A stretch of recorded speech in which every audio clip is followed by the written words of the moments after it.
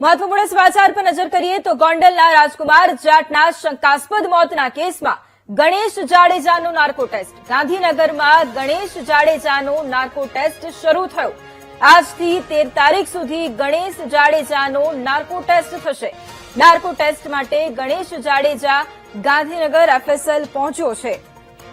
સોસાયટીની રચના બાદ નાર્કો ટેસ્ટની માંગણી કરવામાં આવી હતી અને ગોંડલના રાજકુમાર જાટના શંકાસ્પદ મોતના કેસમાં હવે ગણેશ જાડેજાનો નાર્કો ટેસ્ટ શરૂ કરાયો છે. ગાંધીનગરમાં ગણેશ જાડેજાનો નાર્કો ટેસ્ટ શરૂ થયો છે. આજથી 13 તારીખ સુધી ગણેશ જાડેજાનો નાર્કો ટેસ્ટ થશે. નાર્કો ટેસ્ટ માટે ગણેશ જાડેજા ગાંધીનગર એફએસએલ પહોંચ્યો છે.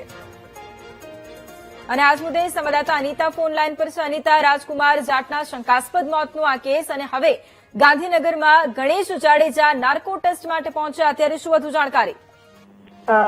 જે પ્રકારે ગોંડલમાં રાજકુમાર જાટના શંકાસ્પદ મોતના જે શંકાસ્પદ આરોપી જે છે ગણેશ જયરાજ જાડેજાના નાર્કો ટેસ્ટને લઈને જયારે પોલીસ દ્વારા મંજૂરી માંગવામાં આવી હતી કોર્ટમાં, તો કોર્ટે મંજૂરી આપતા આજે 8 તારીખથી 13 તારીખ સુધી ગણેશ જયરાજ જાડેજાનો નાર્કો ટેસ્ટ કરવામાં આવશે. ખાસ તો ગણેશ જયરાજ જાડેજાને ગાંધીનગર એફએસએલ ખાતે અત્યારે લઈને આવવામાં આવ્યો છે. રાજકુમાર જાટના મોતના કેસની અંદર આ એક નવો વળાંક હતો, કારણ કે જે શંકાસ્પદ જે આરોપી જે છે તેનું નાર્કો ટેસ્ટને લઈને ખાસ તો આ કેસની તપાસ કરી રહેલા જે એસપી છે તેમણે કોર્ટમાં માંગ કરી હતી અને જેને લઈને કોર્ટે મંજૂરી આપતા આજથી નાર્કો ટેસ્ટની કાર્યવાહી હાથ ધરવામાં આવી છે.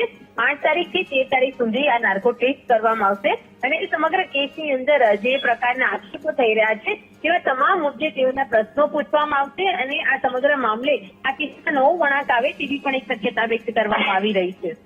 બિલકુલ, આભાર અનિતા તમામ જાણકારી માટે.